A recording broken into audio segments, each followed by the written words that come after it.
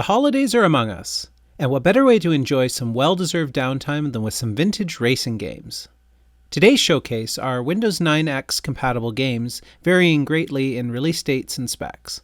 After having initial failure with a Pentium 4 era Dell Latitude D610 and lack of Windows 98 drivers, I ended up switching to a more period-correct Acer TravelMate 521TE.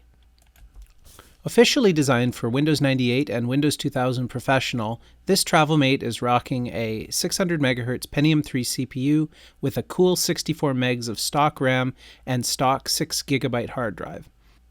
For GPU, the inbuilt AGP ATI Rage Mobility M1 will hopefully do the job driving video to the XGA 1024x768 display panel. Windows installation was a snap. The usual Windows 98 setup procedure completed without a hitch. The trouble came when installing drivers. Although I was able to find some of the drivers, the ATI Rage Mobility M1 what gave me the most trouble. Multiple ATI driver packs, including Omega drivers, none seem to include the Rage Mobility driver for Windows 98, only the 2000 XP and NT drivers. After literally hours of digging and research, I found a working 98 driver.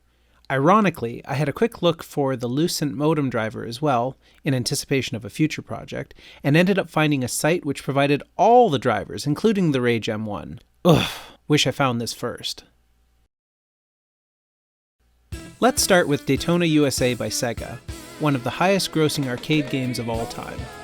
It was officially released for arcade, Sega Saturn, PC, and was downloadable for PlayStation 3 and Xbox 360.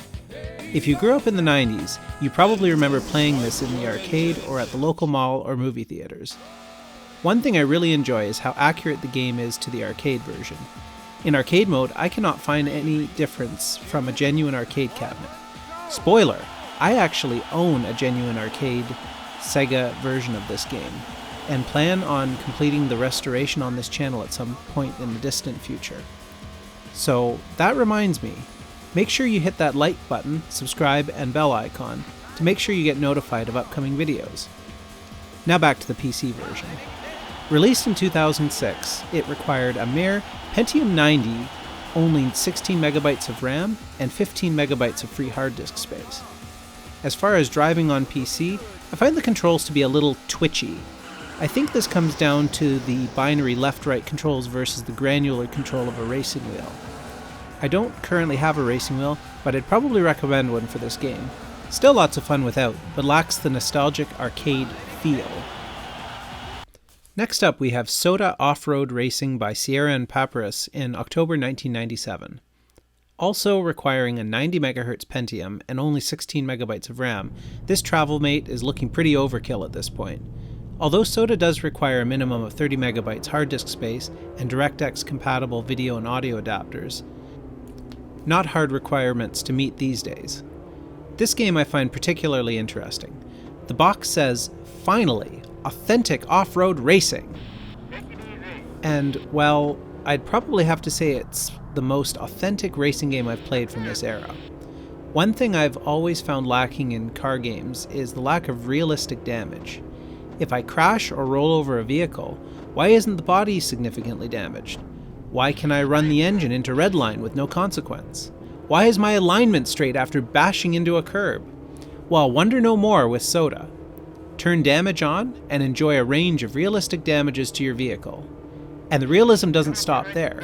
Playing with the keyboard, your options are a binary full throttle or no throttle, full right, full left turns, which result exactly as you might expect. Yes, this is a game that, to play with any seriousness, you absolutely need a racing wheel, or at bare minimum a joystick. However, if you just want to burn around and destroy your vehicle, a keyboard will get you by. Either way, I highly recommend giving this one a try. Jumping forward a few years, we get to Monster Truck Madness 2 by Microsoft, released in 1998. One thing I've noticed is that the speakers on this TravelMate are particularly awful. During this game, I thought I'd take a recording directly from the speakers. Now back to line-out capture. This game also made its appearance on Nintendo 64 as Monster Truck Madness 64 in 1999. While MTM2 may behave very similar to its previous version, the graphics upgrades are a definite improvement and the whole thing comes off a little more polished than the original Monster Truck Madness. While the PC reviews tend to lean slightly more positive than the N64 version, they weren't all that stellar, but I think it's still worth playing even if it wasn't a smash hit that Microsoft was hoping for. And despite its critical reviews, it is iconic enough that most who grew up in the era knew this game fairly well.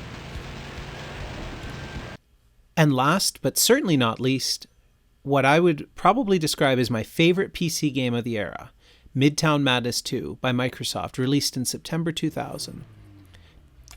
Don't get me wrong, Midtown Madness 1 was a favorite as well. I just found myself playing Midtown Madness 2 considerably more. And while the various races are fun, the main course is cruise mode, where you can barrel through the city in an open world environment.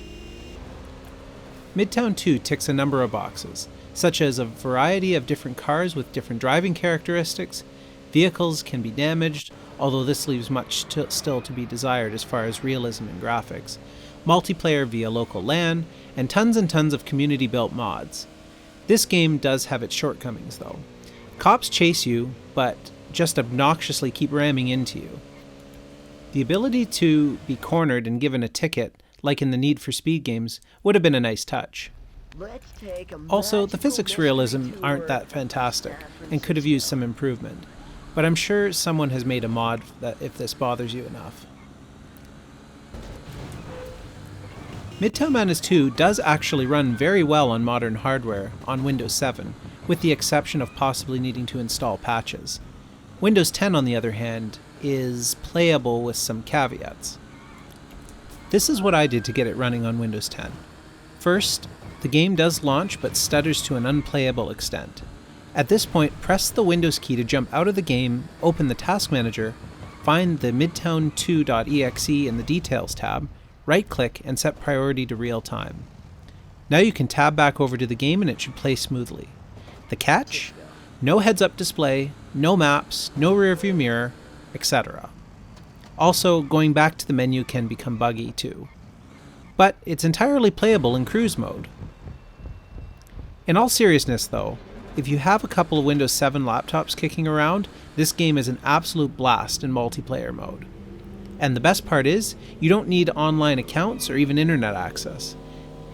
Designate one player as the server, then enter the server's IP address to join all the other players. Literally hours of fun.